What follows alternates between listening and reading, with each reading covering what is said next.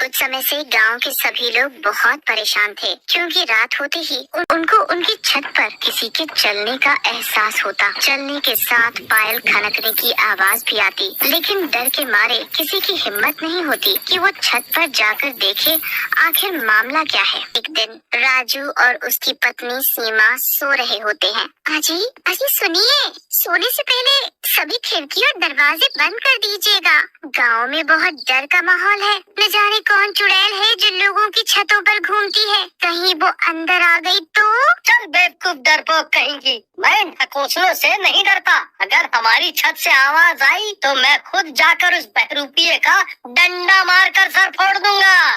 फिर रात 12 बजते ही उनकी छत से किसी के चलने की आवाज आने लगती है। अरे नौच पिटे, बड़ी जबान के आदमी, तेरे बोलते ही आज ये हमारी छत पर आ गई। अरे बेवकूफ डरपोक मोटी औरत, सारी हिम्मत मुझ पर ही दिखानी आती है तुझे। एक बहरूपिया चुड़ैल से डर रही है। अभी रुक, मैं छत पर जाकर उसे सबक सिखाता हूँ। तू भी चल मेरे साथ। ना बाबा ना, मैं नहीं जाती। मैं अपने पैर पर खुद ही कुल्हाड़ी क्यों मारूं? मुझे अपनी जान प्यारी है, तुम ही जाओ। फिर राजू छत की ओर निकल पड़ता है। वहाँ एक बिना सिर की चुड़ैल खड़ी होती है। उसका सिर उस चुड़ैल ने अपने हाथ में लिया होता है। आज मुझे मेरा पहला शिकार मिला। आ गया तू, आज तो मजा ही आ गया। अब तेरे शरीर की मदद से मैं पूरे गांव पर कब्जा कर पाऊंगी। नहीं चुड़ैल जी, मुझसे गलती हो गई। मेरे बीवी बच्चों का क्या होगा? मुझे माफ कर दो चुड़ैल जी। तेरी हिम्मत कैसे हुई मेरी सैन के तोड़े मेरे सामने आने की? अब तुझे तेरी गलती की सजा जरूर मिलेगी। उसे अपने काले जादू से जादुई रस्सी में बांध देती है और उसे लेकर उड़ जाती है। सीमा! सीमा! फिर उसकी आवाज सुन के सीमा खिड़की के पास आती है। खिड़की से बाहर का नजारा देखकर वो हैरान परेशान हो जाती है। वो देखती है उसकी खिड़की को उड़ा कर ले जा रही है। हाय हाय, मैं लुट गई, मैं बर्बाद हो गई। वो चुड़ैल तो मेरे पति को ही उठा के ले गई। अब मैं क्या करूं? ईश्वर, अब मैं क्या करूं? मेरी मदद करो। सुबह होने पर ये बात पूरे गांव में फैल जाती है। अरे भाइयों, वो चुड़ैल कहाँ ले गई होगी राजू को? मुझे तो बहुत डर लग रहा है। मुझे लगता है वो चुड़ैल अभी तक राजू को चट कर गई होगी। सुनो भाइयों, हमें डरने की बजाय समझदारी से काम लेना होगा, तभी हम उस मायावी चुड़ैल का सामना कर पाएंगे। फिर शाम होते ही गांव के कब्रिस्तान से राजू की आवाजें आने लगती है। बचाओ बचाओ, अरे कोई तो सुनो, बचाओ मुझे। ये आवाजें सुन गांव वाले हैरान रह जाते हैं। अरे ये तो राजू की आवाज है, और इसे तो चुड़ैल उठा ले गई थी। मुझे लगता है चुड़ैल इसे उठा ले गई और यहाँ इस कब्रिस्तान में कैद कर दिया। हमें चलकर उसे बचाना चाहिए। पर भाई, इस कब्रिस्तान में जाएगा कौन? भला अपनी मौत को कौन दावत देगा? हमें ही जाना होगा और राजू को छुड़ा के लाना होगा। आखिर वो भी हमारा ही साथी है। फिर वो दोनों कब्रिस्तान की ओर चल देते हैं। वहाँ से राजू की आवाजें आ रही होती हैं। बचाओ बचाओ बचाओ बचाओ। जैसे जैसे वो आगे बढ़ते हैं, उन्हें और खतरनाक आवाजें आने लगती हैं और तेज हवाएं चलने लगती हैं। अरे मुझे तो बहुत डर लग रहा है, चलो वापस चलते हैं। मत भाई, अब यहाँ तक आ गए हैं तो राजू भाई को लेकर ही चलेंगे। फिर थोड़ी देर में वो दोनों उस जगह पहुंच जाते हैं जहाँ से आवाजें आ रही होती है। वो एक कब्र होती है जिसके अंदर से राजू की आवाजें आ रही होती है। लगता है उस चुड़ैल ने राजू को लेकर इस कब्र में कैद कर दिया है। चलो इस कब्र को खोलें और राजू को बाहर निकालें। जैसे ही वो कब्र खोदते हैं, से। तेरा दियाल किधर है, तेरी रानी इधर है। हो जाती है, वो दोनों बुरी तरह कांपने लगते हैं। ये क्या बोला है?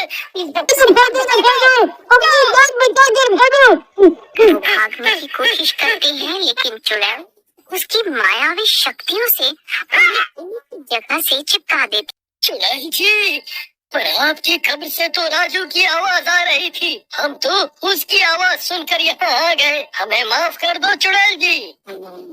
वो तो मैंने गांव वालों को भोजन बनाने के लिए चाल चली थी। मुझे पता था तुम गांव वालों को राजू के बारे में पता चल गया होगा, और तुम इंसान बहुत चालाक होते हो। तुम अब छत पर नहीं आओगे, इसलिए मैंने चालाकी से तुम्हें यहाँ बुला लिया। मैं हूँ इस कब्रिस्तान की जिंदा लाश। इस पूरे गांव पर अब मेरा ही राज होगा।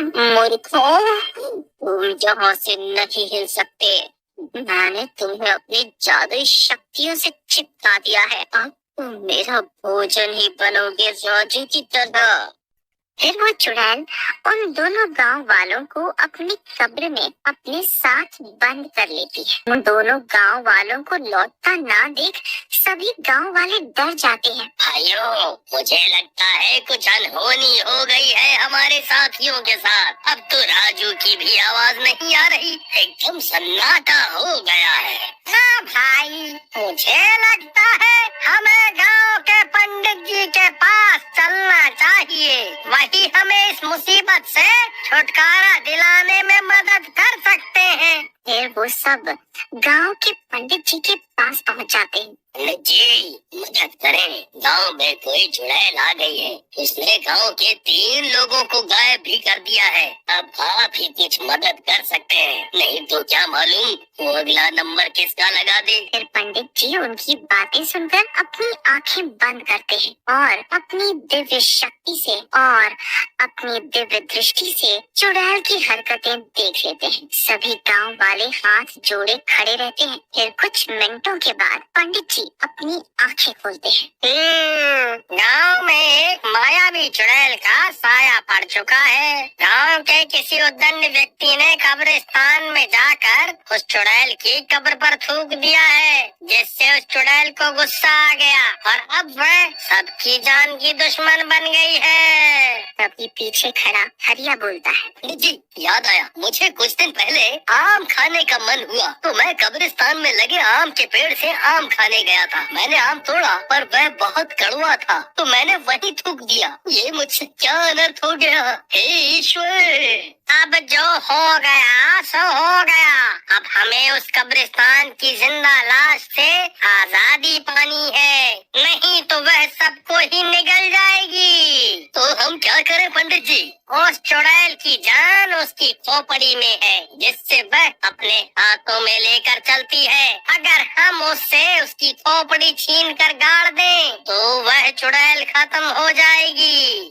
फिर अगले दिन ये आवाजें सुनकर गांव वाले समझ जाते हैं कि ये उस चुड़ैल का छल है। भाइयों, अब क्या करें? कुछ ना कुछ तो करना ही होगा। हरिया भाई, आज तुम और मैं चलते हैं। मैं चुड़ैल के सामने जाऊंगा और जैसे ही वह चुड़ैल प्रकट होगी तुम पीछे से जाके उस चुड़ैल को डंडा मार के उसकी खोपड़ी को नीचे गिरा देना। फिर मैं जल्दी से उसकी खोपड़ी को बोरी में बंद करके भाग जाऊंगा। तो कैसी लगी मेरी तरकीब? अच्छी तरकीब है। चलो आज हम इस चुड़ैल के आतंक से गाँव वालों को बचाएं। फिर वो दोनों जाते हैं। हरिया पहले ही पेड़ के पीछे छुप जाता है और भीम उस ओर चला जाता है जहाँ से आवाज आ रही होती है। उसके वहाँ पहुँचते ही आजा आजा राजा बैंड बाज। एक और शिकार तो फटाफटा है। मुझे खाने में तो बहुत मजा आएगा। इतने में पीछे से हरिया आकर डंडे से उसकी खोपड़ी पे मारकर उसे नीचे गिरा देता और भीम जल्दी से उसे बोरी में भर लेता है।